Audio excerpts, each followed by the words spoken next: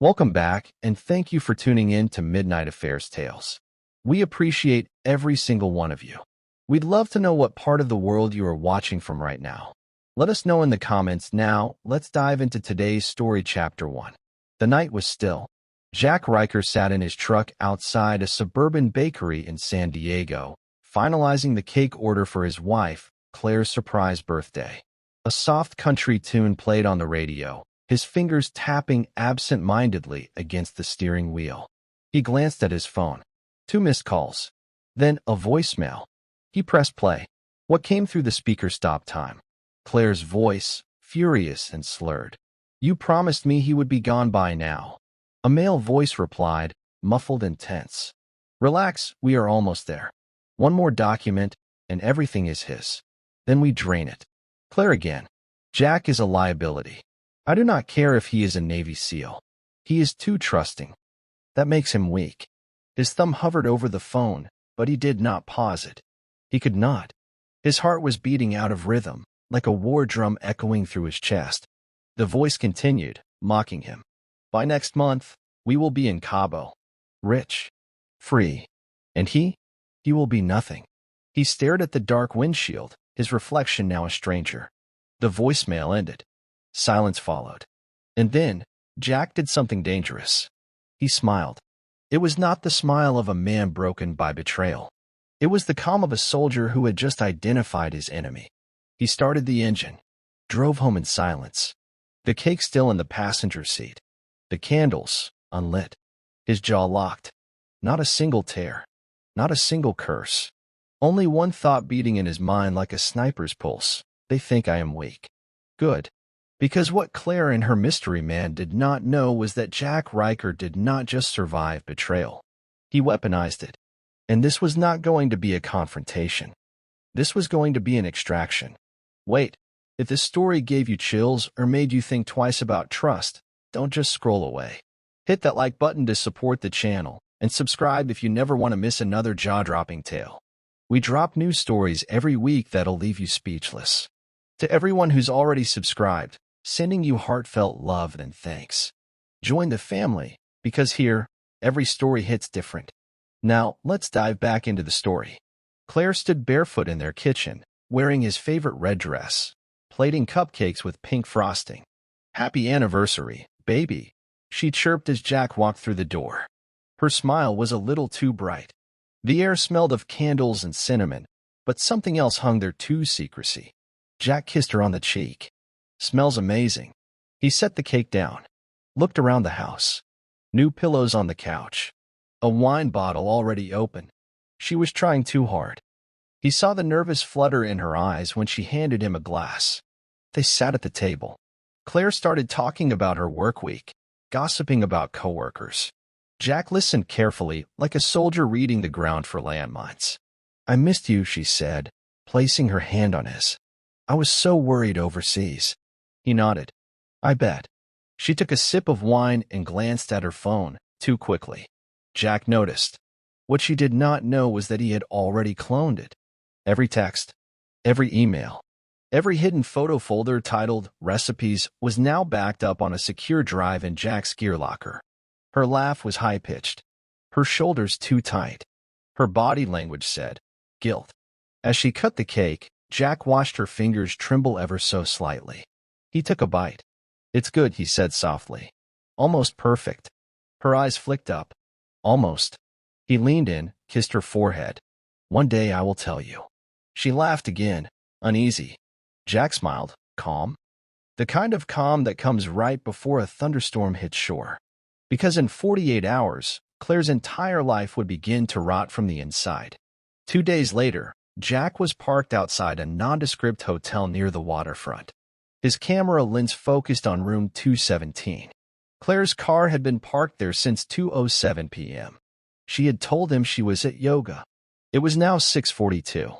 Through the cracked curtains, he saw movement. Shadows. A man. Tall. Broad shoulders. Carefully dressed. Jack adjusted the lens, zooming in, but the man kept his back to the window. No face. No ID. But his body language was intimate. Hands on Claire's waist. A familiar kiss. A routine. This was not new. Jack's finger twitched on the shutter. He took photos silently, rapidly, frame by frame. Then, the man finally turned. But even then, his face remained shadowed. Sunglasses indoors. At low. Cautious. This was not just cheating. This was stealth. This man was trained. Or protected. Or both. Jack knew then, this was not just about infidelity. It was infiltration. He returned to his car and sent the photos through a military-grade image enhancer. Nothing useful. But then, a license plate. Partial. Enough for a search. He uploaded it to his private database. Results pending. Estimated time, 12 hours. Jack sat back, exhaled. He had faced drug cartels, bomb makers, and warlords. But nothing like this. Because this enemy knew him, had studied him, knew his deployment schedule, his finances, even his blind spots. But Jack Riker was not blind anymore. The surveillance was live. The system was rolling. And one thing was certain, someone was going to bleed. The next morning, Claire left for a supposed client consult. Jack kissed her goodbye with the same gentle smile she remembered from their wedding day. She would never guess that Jack had installed a military-grade surveillance suite beneath the floorboards of their guest room, disguised as a guitar amp. It was running live, recording every keystroke, every camera feed, and every call made from her devices. 35 minutes after she left, Jack sat at his workstation. The system pinged. New device detected. Claire's MacBook. 10.17.6 encrypted folder accessed. July drafts, passcode required. Jack began typing. Birthdays, pet names, song lyrics. Nothing. Then he tried the name she had once whispered in her sleep. A name he had pretended to ignore. Marcus. The folder opened instantly. What he found inside was not a document. It was a PDF contract. Power of attorney. Claire had filled in Jack's name. Marcus Duval was listed as a witness. Her digital signature sat at the bottom. His heart slowed. The metadata showed it had been updated last night, right after he kissed her goodnight. Below the document was a spreadsheet titled, Post-Transfer Plan, Confidential. Jack clicked it open. Money trails. Offshore accounts. Travel itineraries. New passports. Claire and Marcus were planning not just to rob him. They were preparing to disappear. His fingers clenched the desk so hard that it cracked. He stood, stared out the window. Every operation Jack had led in enemy territory had taught him one thing. Power lies in patience. So he sat back down and began building a counterplan. For the next 48 hours, Jack went dark. No calls. No questions. No confrontation.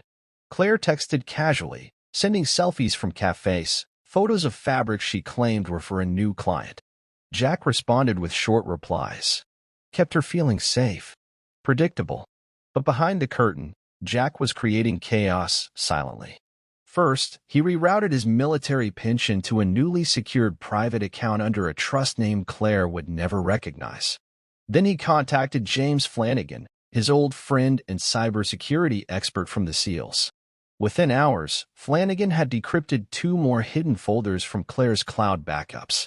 One folder held photos. Claire and Marcus in various locations. Private dinners. A weekend in Denver. Handwritten notes on napkins, strategies, timelines, bank account numbers. Everything was documented. But one note stopped Jack cold. Once we prove Jack is mentally unstable, Marcus gets legal claim to his assets through POA. Use old combat PTSD against him. Record everything. Jack's jaw tightened. They were not just thieves. They were predators. She had weaponized the very trauma he had worked years to control. The nightmares. The medication. The dark periods of silence she once claimed to support, now twisted into an exit strategy. That night, Jack opened a file on his laptop titled, Operation Ghostwire, a name he had used once before. On foreign soil. A mission that involved 3 phases: infiltrate, expose, dismantle. Only this time, the enemy was not a cartel. It was the woman he had married. Jack spent the next week laying a trap, not with guns, but with silence and surveillance. He upgraded the cameras in the house, hiding new microlenses inside everyday items. A picture frame, the stove vent, the mirror in her makeup drawer, all synced to his phone. Every conversation Claire had in that house, Jack was now recording in HD. But she never noticed. She was too comfortable, too arrogant. On Tuesday night, Jack sat at the kitchen table, sipping tea, while Claire talked on the phone in the next room. Her voice low, but clear. He suspects nothing. He still brings me flowers, for God's sake. Like a loyal golden retriever. Jack stirred his tea. Marcus says we will pull the plug in 2 weeks. We will frame it as a mental health intervention. Then I will go to court with proof that Jack is paranoid and violent. Everything falls into place once that happens.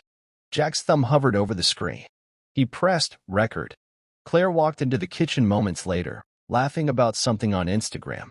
"Did you see that video I sent you?" she said, brushing her fingers over his shoulder. Jack looked up, eyes calm. "No, but I am sure it was entertaining." She laughed, kissed his cheek. "You are acting weird lately." Jack smiled. "Just tired." And then he stood, wrapped his arms around her waist. In that moment, she smiled like she had won. And Jack, he smiled because she had no idea her kingdom was already burning. The silence in the Riker household had evolved. It was no longer the stillness of peace. It was the sharp, humming tension of war without bullets. Jack and Claire shared space like diplomats in a fragile ceasefire. They cooked together, watched TV together, slept inches apart. But beneath every movement was a game of masks.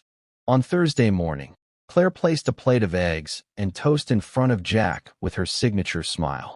The one he used to find beautiful. Now it looked more like a wolf showing teeth. "You have not been sleeping well," she said, pouring coffee. Jack looked up, eyes unreadable. "Been having vivid dreams. Combat stuff." "Probably nothing." She nodded slowly, feigning concern. "You should talk to someone." He smiled. "I plan to." In reality, he had already submitted psychological evaluations through a military counselor proactively as part of his revenge blueprint. If Claire tried to push the "he's unstable" narrative in court, he would already have a sealed and time-stamped report proving otherwise. Claire sat across from him, scrolling through her phone. Her fingers hesitated on a message thread, Marcus, no doubt. Jack watched her body language, her posture, the tremble in her jaw when she thought he was not looking. He leaned forward. "Claire, do you ever regret anything?" She paused, startled. "What do you mean?" "In life. In general. Do you believe people deserve second chances?" There was a beat of silence. Then she exhaled, slowly. "I think everyone lies eventually. The question is whether the lie was selfish or necessary." Jack nodded, absorbing the hypocrisy. He stood, walked to the sink, and rinsed his mug. Behind him, Claire stared, cautious, curious, almost suspicious. She was beginning to sense something was off, which meant Jack was right on schedule. Marcus Duval walked like a man who had never been told no. Tall, polished, with tailored suits and a voice that could sell poison as perfume. Jack had not seen him face-to-face in years, not since their joint work in Afghanistan when Marcus was still under contract as an intel handler. Now Marcus was something more dangerous, a civilian with government ties, immunity loopholes, and Claire wrapped around his finger. Jack tailed him that afternoon.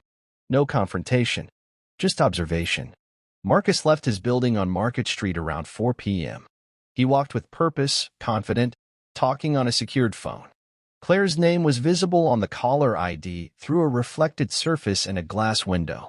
Jack followed from a distance, watching him slip into a black Tesla. The license plate matched the partial one from the hotel footage. Confirmed. He knew where Marcus worked, where he parked, and now he had confirmation of his connection to Claire. But Jack needed more than proof of the affair. He needed intent. That night, using a device that intercepted encrypted Bluetooth signals, Jack captured a short audio file from Marcus's car while it was parked. The voice was unmistakable. "Once the assets are transferred, we initiate the mental health report. The VA will flag him within 24 hours. It has worked before. Claire just has to stay close." That was it. That was the evidence he needed, not just of betrayal, but of calculated psychological abuse. Marcus had done this before. Jack was just the next target. Back at his house, Jack replayed the audio again and again, burning the tone of Marcus's voice into his brain. He stared at the file name, snakeproof.mp3. The name was fitting. Because snakes do not beg. Snakes are skinned. Saturday night. Claire lit candles in the dining room, humming softly. She wore black silk and red lipstick. The wine was already breathing. 3 place settings. Jack stepped into the room, adjusting his cuffs. Claire turned to him. "You clean up nice, husband." Jack smiled. "Who's the guest?" She walked over, brushed imaginary lint from his shoulder. "A surprise. An old friend of yours." At 8:02 p.m., the doorbell rang. Jack opened it to find Marcus standing there with a smug smile and a bottle of wine. "Jack," he said. "Been a long time." Jack offered a hand. "Marcus, you look successful." They sat at the table. Claire played hostess, filling glasses, serving lamb. The dinner began with small talk. Politics. Markets. A new tech company Marcus had just invested in. Jack listened carefully. Took mental notes. Every sentence was laced with ego. "Claire has been telling me how much you love the new decor," Marcus said, lifting his glass. Jack raised an eyebrow. "She has excellent taste. In certain things." Claire's laugh was strained. Marcus leaned back, observing Jack. "You know," Marcus said, cutting into his steak, "I used to think you were impossible to read. But lately, I think you have mellowed." Jack met his eyes. "That is what I want people to think." For the rest of the dinner, the conversation danced on a knife's edge. Jack made no accusations. No questions. Just observations. He watched how Claire looked at Marcus. How Marcus placed his hand on her lower back when he thought Jack was not looking. Jack recorded it all. Not with a camera. With his mind. This dinner was not for confrontation. It was to let them believe they were still in control. Because the higher they climbed, the harder he would make them fall. The next morning, the house was quiet. Too quiet. Claire had gone out early to meet a client, which Jack already knew was a rendezvous with Marcus at a co-working space downtown. Jack used the opportunity well. He opened the heavy-duty lockbox hidden in the closet ceiling and pulled out a matte black hard drive labeled 0 hour. Inside it were blueprints, not architectural, but psychological. Profiles on Claire and Marcus. Every weakness. Every pattern. Jack had been building it for months, ever since the first seed of doubt had crept into his mind overseas. He did not act on suspicion. He acted on evidence. And now he had enough to start the demolition. First, he visited the bank. "Good morning, Mr. Riker. Any changes today?" the clerk asked. "Yes. I would like to move all my primary accounts into a trust under Riker Tactical Holdings. My wife will no longer be a joint account holder." He handed over the notarized forms. Pre-signed. Legally bound. Claire's access vanished within 15 minutes. Next stop, his military pension fund. Jack instructed a transfer to an encrypted offshore account under a new identity, one tied to an LLC that Claire could never connect to him. Then, the final piece. Jack visited a high-rise law firm in downtown San Diego and slid a thick folder across the polished table to attorney Lisa Klein, a ruthless divorce strategist who specialized in high-asset cases involving fraud. "This is everything," Jack said. Photos. Voice recordings. Evidence of conspiracy to defraud, marital misconduct, and falsified medical claims. Lisa flipped through the files. Her expression turned grim. "You want a full-scale litigation approach?" Jack nodded. "No mercy. And I wanted to hit like a thunderclap." She smiled. "Then we do not file quietly. We file publicly." Jack stood, buttoned his jacket. "Make sure the first notification she gets is when everyone else does."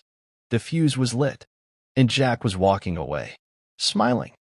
That night, Jack stood in front of the bathroom mirror, shirtless, staring at his own reflection as the water from the faucet ran cold. There were scars across his chest, some healed clean, others jagged and angry. Marks from wars nobody ever thanked him for. He had always accepted them. But tonight, they looked different. He leaned in closer, touched the edge of an old burn. A memory flashed, a child screaming during a raid in Kandahar. The fire, the smoke, the blood. And then Claire's face appeared in his mind, laughing with Marcus. His jaw clenched. He whispered, "They think I am still that man." He splashed cold water on his face, but it did not wash anything away. Not the rage. Not the betrayal. Not the shame of having believed love was stronger than ambition. From the closet, he pulled out a sealed envelope. Inside was a photo, their wedding day.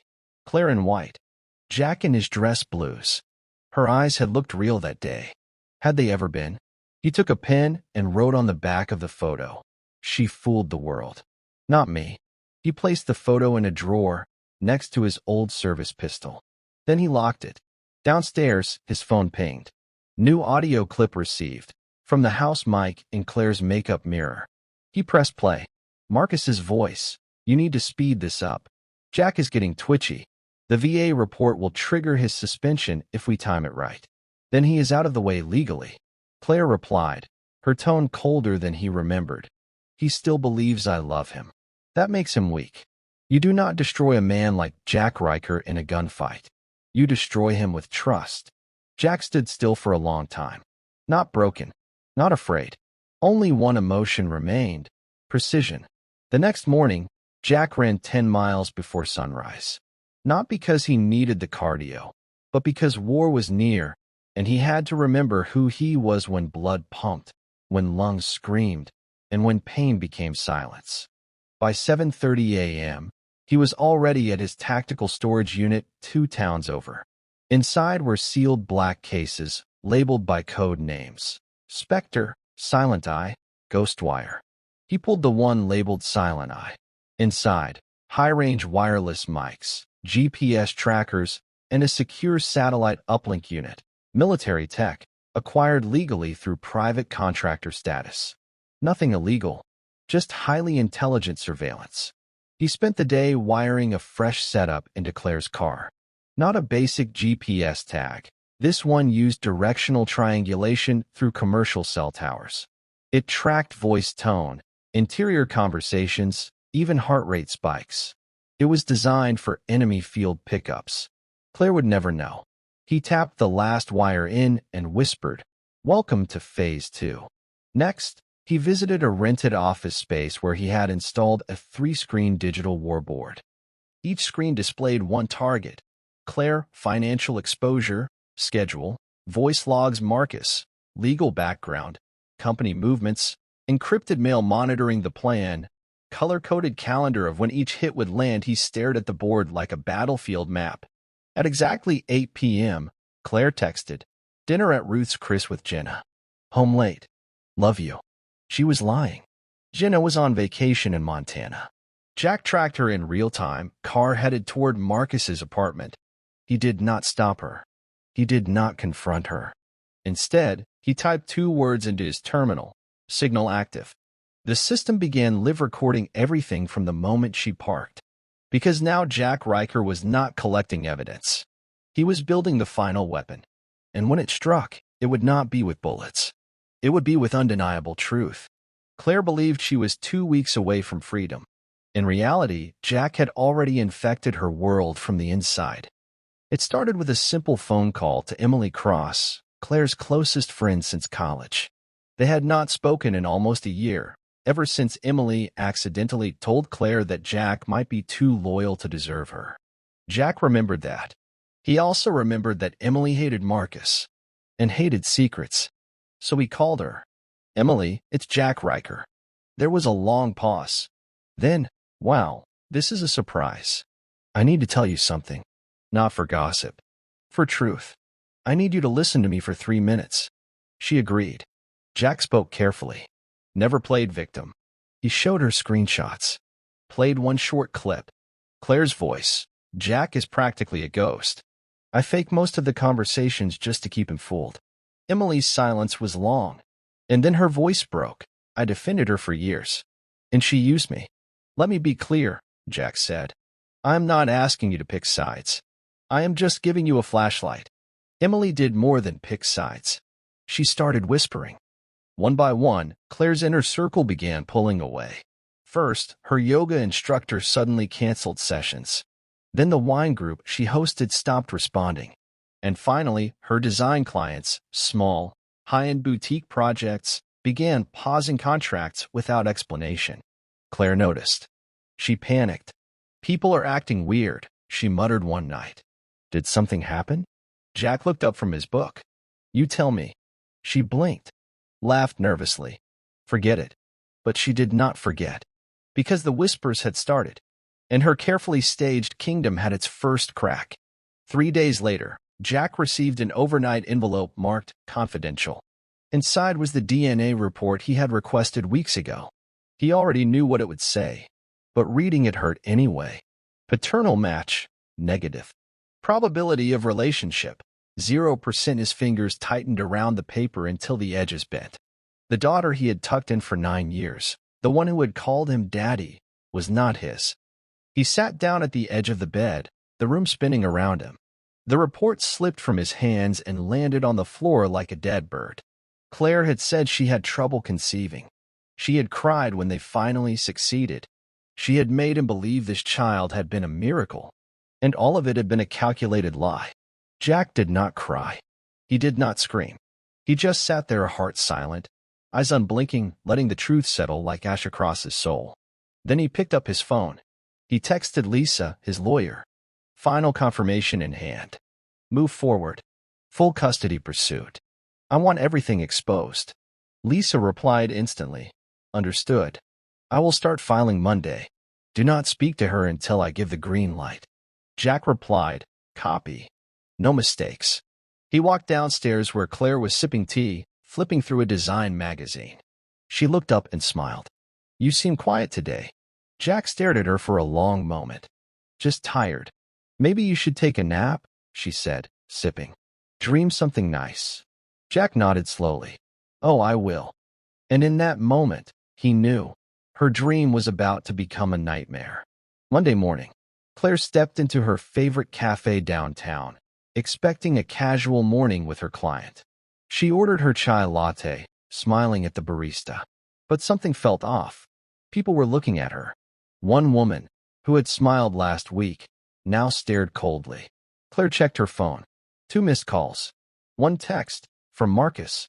What the hell is this? Someone sent me the call logs. Your voice. Our plans. Who the hell did you talk to? Claire's face drained. She stepped out of line and dialed. Straight to voicemail. A new email popped up from her company's HR department. Subject, urgent ethics review. Response required immediately. Her phone buzzed again. Emily. She picked up. Emily, what is going on? Did you tell someone? You really have no idea, do you? Emily's voice was ice. People talk, Claire. You just forgot you are not the smartest person in every room. Claire stood there frozen on the sidewalk, chai burning her hand, heart racing. Then, a final ping. Breaking news. Defense contractor Marcus Duval under preliminary audit after whistleblower leak. The story was just a headline, vague, unnamed sources, but Claire knew. It was Jack. He was not just playing defense. He was launching strikes. She ran home, stormed into the kitchen. Jack was at the table, laptop open, coffee in hand. She slammed the door. What did you do? He looked up, slow and calm. I asked you before if you ever regretted anything. Her voice cracked. You were ruining everything. Jack stood, walked past her, and whispered without looking, No, Claire. I'm just setting it all on fire. The room buzzed with laughter and light. Claire stood on a stage at the Coastal Hilton Ballroom, smiling beneath golden chandeliers. She had been invited to speak at the Women in Vision leadership event, the same audience she had curated over the years through charm and perfectly edited stories of success and struggle. She looked radiant. Elegant black dress, pearl earrings, confidence pouring off her in waves. Jack stood at the back of the ballroom, near the AV booth. He wore a tailored black suit, expression unreadable, arms crossed. The technician next to him gave a slight nod. Everything was in place. Claire stepped up to the podium and adjusted the microphone. I want to thank everyone here for this moment, she began, voice warm. When I started my career, I never imagined the journey would bring me to this place. But the truth is, crack. The microphone popped, distorted. A low hum replaced her voice. Then, Claire's own voice boomed over the speakers, but it was not from tonight. It was recorded. Raw. Jack is practically a ghost. I fake most of the conversations just to keep him fooled. The audience froze. Claire blinked. Another clip cut through the room. Once we prove Jack is unstable, Marcus gets everything. His pension. His home. And if I play it right, even custody. Gasps rippled through the crowd. A woman covered her mouth. A man stepped back from the camera he had been filming with. Claire spun toward the AV booth. Shut it down. Shut it down right now. But it was too late. Jack walked forward. Calm. Slow. Claire's eyes locked onto him. Yui stopped at the edge of the stage. Looked up at her. You were so good at lying. I wanted to let you perform one more time. She collapsed to her knees as the final audio played. He is a soldier. But I am the one waging the war. Not anymore. Now the war belonged to Jack. That night, Jack sat in his truck, the city lights of San Diego casting silver glints across his windshield. He stared at the USB drive in his palm, the one that had destroyed Claire in front of her own empire. But he felt no victory. Because Claire was not the root. She was a pawn. The king was still untouched, Marcus Duval. Jack opened a secure file on his laptop labeled Raptor. Inside were 2 documents. The first was an old email chain from Afghanistan. Jack and Marcus had once worked under the same Black Ops network, Phantom Echo. The mission had gone sideways. 3 civilians had died. Marcus had falsified his field reports to avoid accountability. The second was a series of leaked encrypted memos, ones Jack had acquired during his deployment rotations, showing Marcus's private consulting firm laundering federal contracts into shell companies. Marcus had not just seduced Jack's wife. He had built a business on betrayal, on blood, on cover-ups. Claire had fallen into his world, or maybe she had been bait all along. Jack leaned back, breathing slowly. This was no longer about divorce. This was about justice. He began uploading every file into a drive that linked directly to the office of the Inspector General, Department of Defense. He tagged the submission anonymously. Seal 377 confirmed. He then sent copies to 3 journalists, 1 local, 1 military, 1 national. When Marcus went down, he would go down in flames, with the entire military-industrial complex watching. Jack closed the laptop, stared into the dark. It had never been about getting Claire back. It had been about taking Marcus down, piece by piece. The fallout came faster than anyone expected. Within 48 hours of the event, Claire's speaking engagements were canceled. Her design business inbox filled with refund requests and angry clients. Videos from the event went viral on TikTok, Instagram, and YouTube.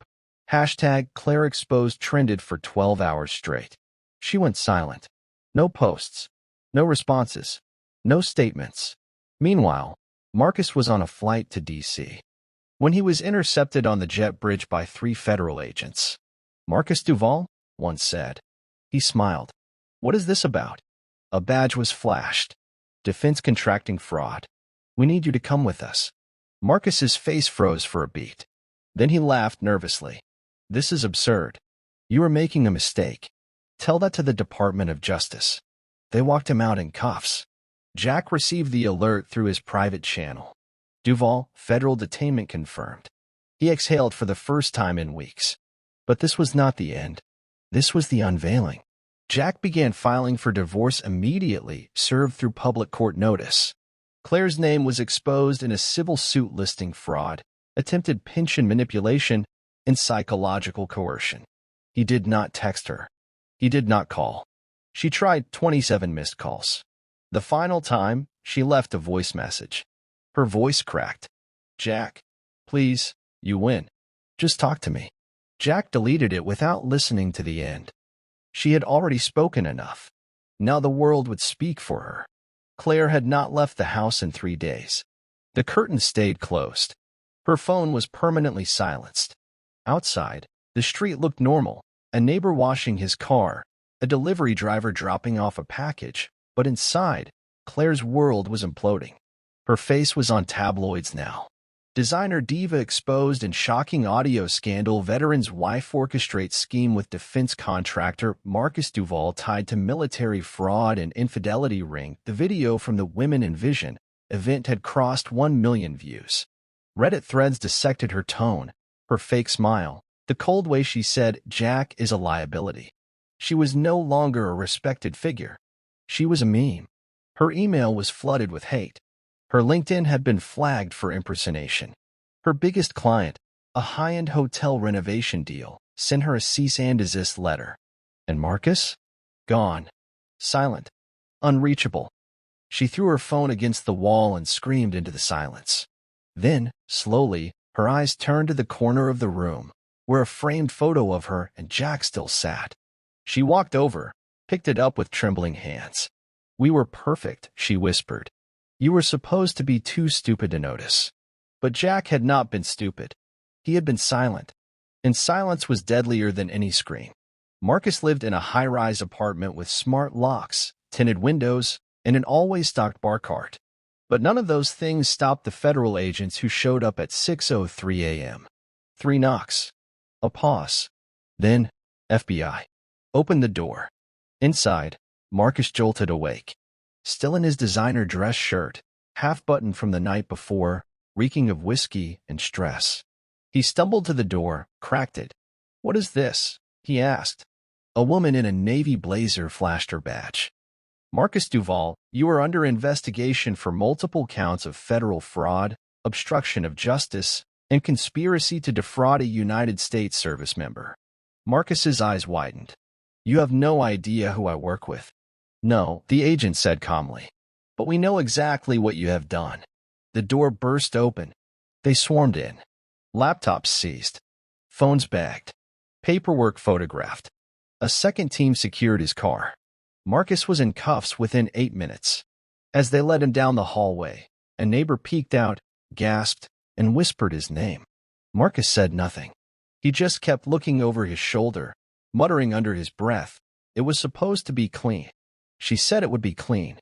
Far away, Jack received a simple update from his source. Duval detained. Assets frozen. Formal charges pending. Jack looked at the alert, then put down his phone and continued chopping firewood. No celebration. No gloating.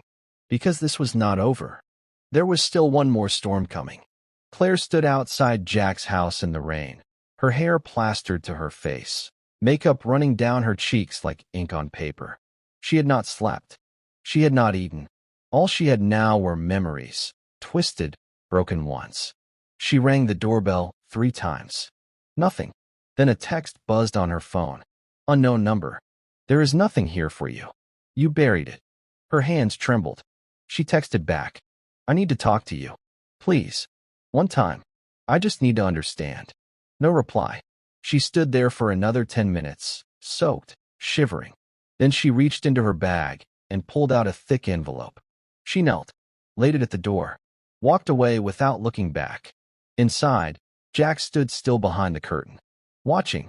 He waited until her car disappeared down the road before stepping outside. He stared at the envelope, then picked it up, walked to the fireplace, and tossed it in without opening it. The flames swallowed it instantly, because he already knew what it said. "I'm sorry, does not fix betrayal." Not when betrayal had been deliberate, and not when a man like Jack Riker had already buried every trace of who he used to be. Claire sat in the backseat of her sister's car, her designer bag clutched in her lap like a lifeline. Her face was pale, lips cracked, the weight of days without sleep pulling her posture into a curve of collapse. Outside the courtroom, the sky was flat gray. Inside, fluorescent lights exposed every flaw. The judge's words echoed in her skull. The court finds sufficient evidence of psychological manipulation, fraud, and risk to the emotional stability of the minor child. Full temporary custody is granted to Mr. Jack Riker, pending final hearing. Claire had not blinked. She had not spoken. Her lawyer leaned over, whispered, "You need to respond. Something. Anything." But Claire had nothing left. Her daughter, her last anchor, was gone. That afternoon, her accounts were officially frozen. Her business license flagged for investigation. The landlord of her boutique studio called and terminated the lease. Claire returned to her now half-empty home, walls bare, drawers stripped. Jack's belongings were gone, every trace of his life erased with military precision. Even the scent of his cologne had been scrubbed away. She dropped her phone. It cracked on the floor. In the silence, she finally whispered, "I lost." But losing was not the word. She had detonated her own life, and now stood among the ashes, alone, exposed, and out of moves. And somewhere in the silence, she knew. Jack had not just survived. He had won. Far from the chaos of San Diego, in a wooded cabin overlooking a still lake in Oregon, Jack split a log in half with a clean, practiced swing. The forest was quiet. No traffic. No cameras. No whispers behind his back. Just breath. Just earth. He had been there for 10 days. His lawyer had handled everything, the filings, the custody transition, the real estate liquidation. Jack had not taken a phone call, had not opened social media. He had walked every trail behind the cabin, cooked his own meals, repaired the porch railing. His daughter was safe, living temporarily with his cousin until the final paperwork came through. He missed her laugh, the tiny way she tilted her head when asking for another story. But he knew healing came first. For both of them. One morning, standing on the deck with coffee in hand, he watched a hawk circle above the tree line. There was no pride in his heart, no revenge high, just stillness. And in that stillness, a flicker of truth appeared. He had been willing to die for Claire once, and she had been willing to erase him for comfort. He looked down at his calloused hands. "Never again," he murmured. That night, he opened a leather-bound journal, began writing, not for court, not for memory, for his daughter. A letter, so one day, when she asked why, she would never have to guess. The package arrived without a name, just a weathered envelope, taped to the inside of a brown padded mailer. Inside, one handwritten letter in Claire's script and a small silver locket, the same one Jack had gifted her during his first deployment. He sat at the kitchen table, the fire crackling low. The letter began, "Jack, if you are reading this, it means I have accepted I will never see you again, not as your wife, not even as a person you can look at without disgust." The pages were filled with grief, not excuses, not manipulation, real pain, real clarity. Claire confessed that she had started the affair during his second deployment, that Marcus had initially been someone she admired, until admiration turned into a trap, that she had stayed because she enjoyed the power, that she lied because the truth made her feel small. "I kept telling myself you would never find out. But even when you did, I never believed you would be capable of destroying everything. You were always gentle. That is what I forgot. That even steel can go silent before it snaps." She said she had entered rehab, that she had not touched alcohol in 3 weeks, that she was not writing for sympathy, only to say, "You were the only man who ever really loved me, and I killed that love." Jack folded the letter slowly. He looked at the locket, placed it on the table, and stared at it for a long time. Then he opened the stove door and tossed it in. But not the letter. That he kept, not to forgive her, but to remember why you never let the enemy past your gates twice. The email came late, just past midnight. Subject line, "Hi. It's me. I think I am old enough to know now." Jack's heart stopped. He stared at the screen in the soft glow of the cabin study, hands motionless over the keyboard. It was from his daughter, the girl he had helped raise, loved, and then been legally separated from during the storm. She was only 14, but her words were far beyond her years. "I know what Mom did. People at school talk. Kids are cruel. I saw things online. I heard her cry. But I never forgot you." Each line hit harder than the last. "I know you were not my real dad, but that word never mattered to me. You showed up when others left. You held me when I could not sleep.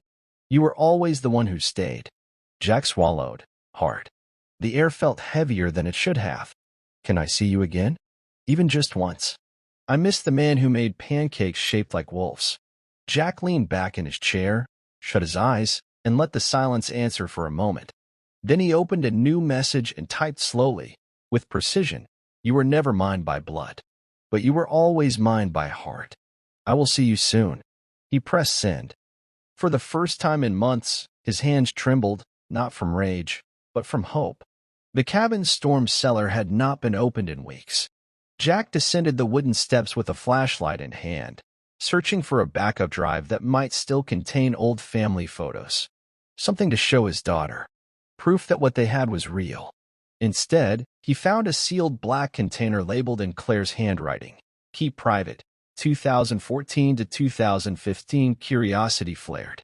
He cracked the latch and found a slim laptop wrapped in cloth, dusty but intact. It powered on without issue. No password. She must have forgotten it even existed. Inside, personal video logs. Dozens. Claire's face filled the screen. Younger. Colder. Talking to someone behind the camera. Day 22. Jack is still deployed. I cannot lie to his face much longer. The next clip. Rebecca came by again. She brought the baby. We talked. I still cannot believe she gave her up. Jack's spine stiffened. He clicked again. Claire, whispering now, the switch worked. Rebecca was too scared to tell him the truth. I will raise her. Jack will never know. He stared at the screen. Everything slowed. Rebecca. Claire's best friend. His friend. The one who disappeared just after the baby was born. His knees went weak. That girl, his daughter, was his. Born from truth, stolen by deception. He stood, stormed upstairs, and pulled out his phone. He had not spoken to Rebecca in over a decade. He searched, typed her full name, and found her. She was still in California, living quietly under a different name. And she had a message inbox. He typed one line. We need to talk. I know the truth now. Rebecca sat in a cafe in Santa Rosa, nervously stirring a coffee that had already gone cold. Her eyes kept darting to the door until Jack finally stepped in. He looked older, leaner, quieter, but his presence still carried weight, like a man who had walked through fire and memorized every burn. They sat in silence for a full minute. Then Rebecca whispered, "So, you found the tapes?" Jack nodded. "Every single one." She looked down, tears pooling. "I was going to tell you. I swear, Jack. But Claire said she would ruin you. I was scared. She told me you were unstable, and that the military would take the baby from me if I interfered." Jack clenched his jaw, but he said nothing. The anger was there buried, boiling, but now was not the time to unleash it. She was never supposed to be hers, Rebecca continued, her voice trembling. "I let her take my baby thinking it would protect you. But I watched from a distance. Every birthday, every school photo. I saw her grow, and I saw what you did for her. You were always her father." Jack leaned forward, voice low and steady. "She asked to see me. I am going to make that happen. But she deserves to know where she really came from." Rebecca nodded slowly. "I know. I am ready." Jack looked at her for a long time, searching for the lie. But there was none. And for the first time since this war began, something inside him shifted. He did not feel hunted anymore. He felt anchored. Jack drove south that night, back towards San Diego. Not for Claire. Not for vengeance. But for truth. He needed answers, and not just for himself. He needed to know how far Claire had gone to hide it all. He pulled into the old neighborhood near midnight. Lights were out. The house looked abandoned, hollow. Inside, old pictures still hung on the wall like ghosts. Dust-covered frames. Shadows of a life built on lies. In the closet, he found the safe, the same one Claire used to keep their daughter's birth certificate and hospital forms. He cracked it with practice speed. Inside was a forged certificate. Altered. Dated wrong. The original had been removed. He kept digging. In a photo album tucked behind the paneling, he found it. A hospital tag. Rebecca's name. A baby wristband. Claire had never destroyed it. Just hidden it, like a trophy. Jack's phone buzzed. A text from Rebecca. "She is on the move. Claire's gone. She took her. She is trying to leave the state." Jack's blood went cold. She was running. Again. And this time, she was not just fleeing accountability. She was taking his daughter with her.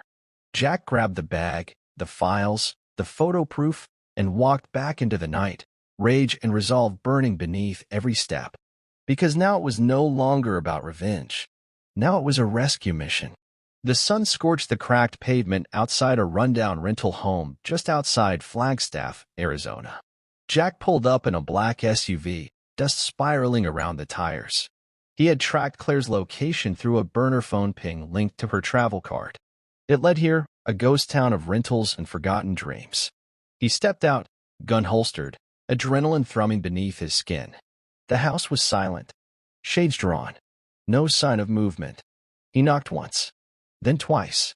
No answer. Then, a flicker in the curtain. A child's face. His daughter. She disappeared from view instantly. Jack's voice was calm but powerful. "Claire, open the door. I am not here to fight. I am here to bring her home." Silence. Then, a voice from inside, bitter and broken. "She is mine. You had your revenge. You burned everything. Let me have this." Jack's jaw clenched. "You stole her from the woman who gave birth to her. You lied to me. You lied to her. And now you are trying to vanish with someone who does not even belong to you." Claire cracked the door slightly, her eyes hollow. Her face was gaunt, drained. "I have nothing left," she whispered. Jack took one step forward. "Then stop trying to drag her into your wreckage." A beat of silence. Then footsteps. The door creaked open. Behind Claire, their daughter stood frozen, eyes wide, confused, clutching a stuffed animal. Jack looked at her, voice soft. "Hey, kiddo." She blinked. "Is it true?" He nodded. "Yeah, but none of that changes what you mean to me." Claire began sobbing. Her knees gave out, and she slumped against the wall. Jack walked inside, knelt in front of the girl, and held out his hand. "I came to bring you home." She took it. No hesitation.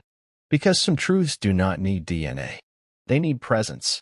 The drive back to California was quiet. No music. No words.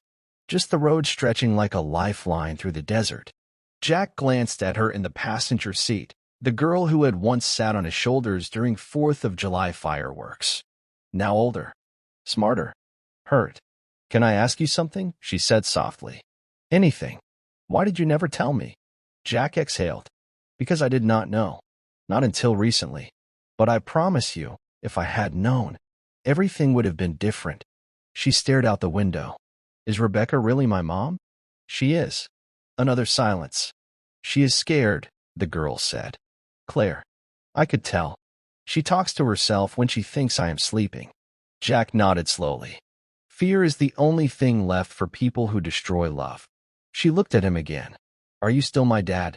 He pulled the truck over, parked it on the side of the empty highway, and turned to face her completely. "You listen to me. I do not care what any piece of paper says. I do not care who carried who. You are my daughter because I chose you. Every day, every morning, every night. I have loved you since the first time I held you. And nothing will change that."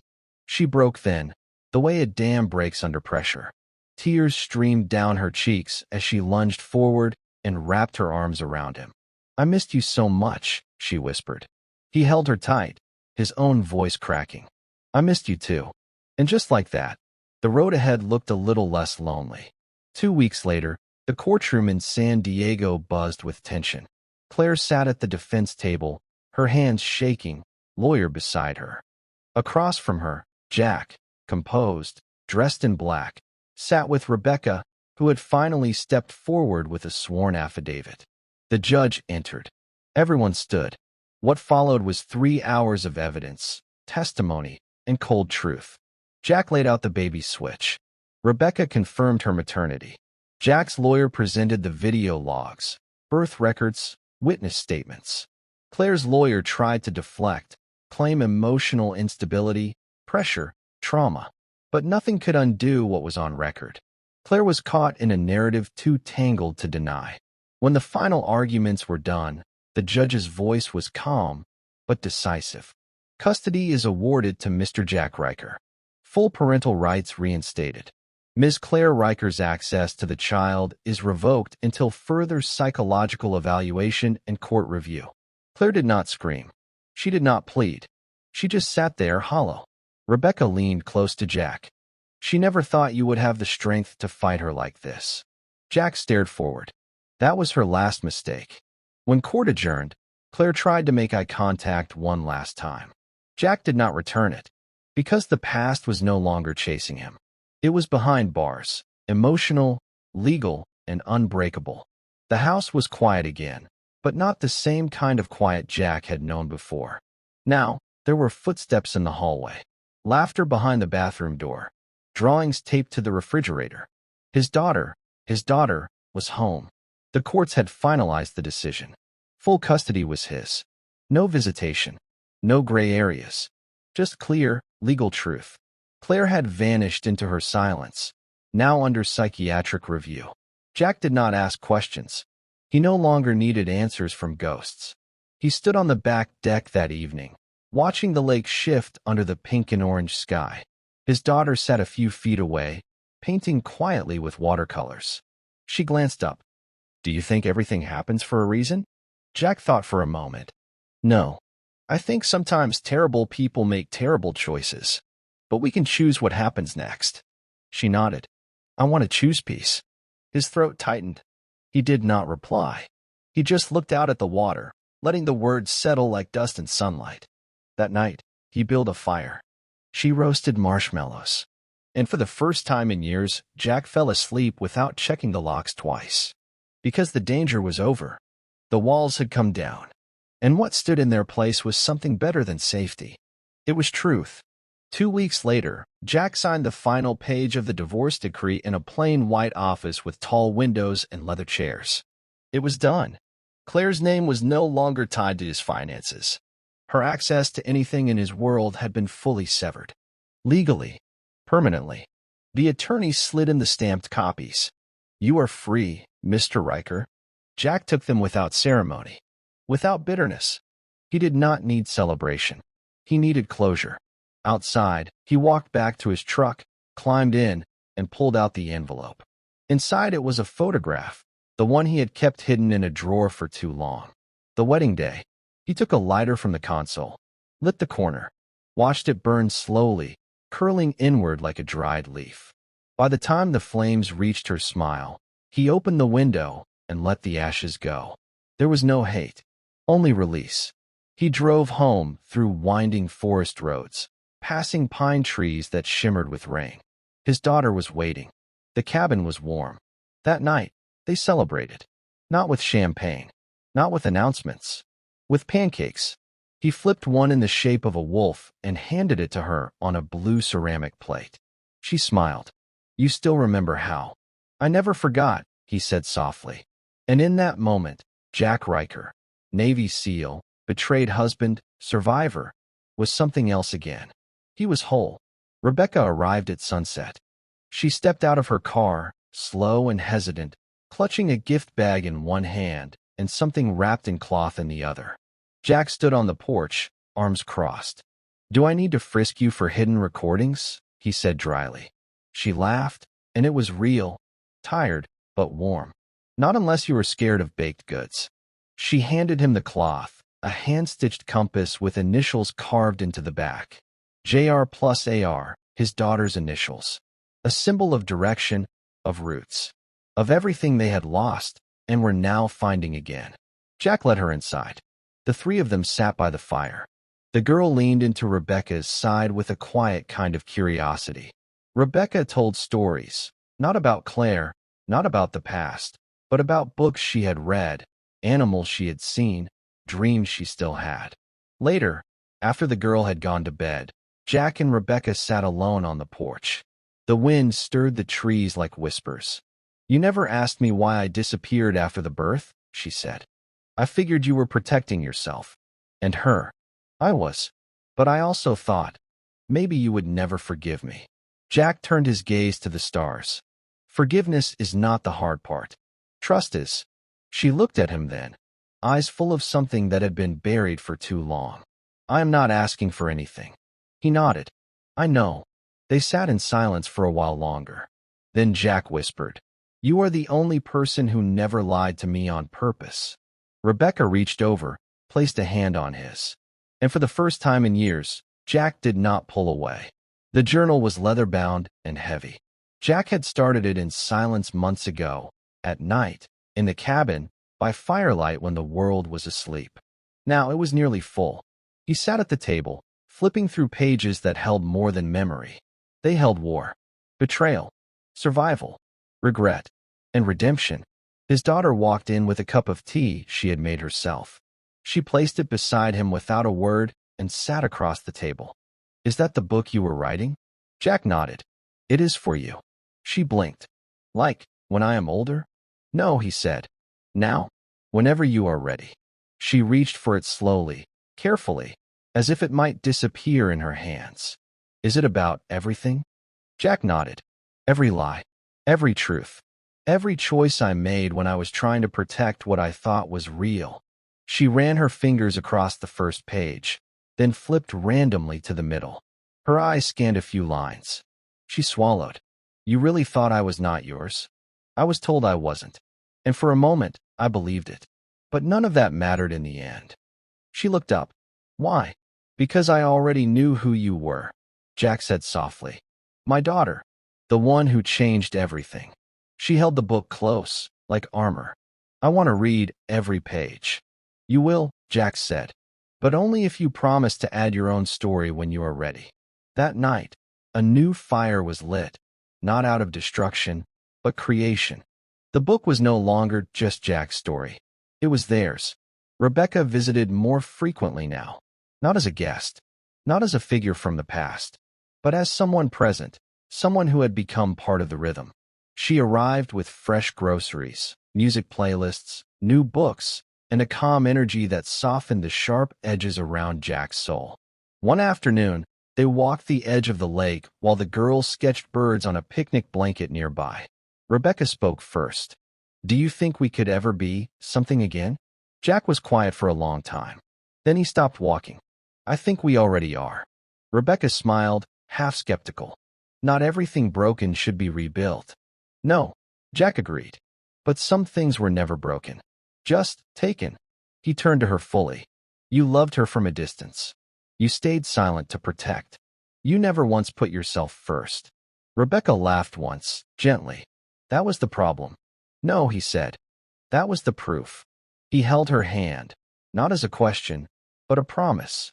The three of them had dinner that night under strings of warm cabin lights. Laughter came easier now. Silence was no longer heavy. It was peaceful. And when the girl said, "I like when we are all together," Rebecca smiled with tears in her eyes. "Me too," she whispered. "More than anything." The first snow came early that year. The cabin roof wore a crown of white. The lake froze at the edges. Smoke curled from the chimney as Jack placed a new photo into a frame beside the fireplace. It showed the three of them, Jack, his daughter, and Rebecca, standing at the tree line, arms around one another, the dog they had recently adopted bouncing at their feet. He stared at it for a moment. The man in the photo looked older than he remembered, weathered, but free. Later that evening, they sat by the fire, cocoa in hand. His daughter leaned against Rebecca. Jack flipped open the final page of the journal, the one he had left blank for this moment. He wrote, "Love can be betrayed. Trust can be broken. But the heart, if it survives, knows how to begin again." He looked up, locking eyes with Rebecca. "We are not healing," he said. She tilted her head. "No, we are evolving." Outside, snow fell in silence, like forgiveness. And Jack Riker finally breathed in a life that was earned. The letter arrived in winter. Handwritten. No return address. Just one word on the envelope. Closure.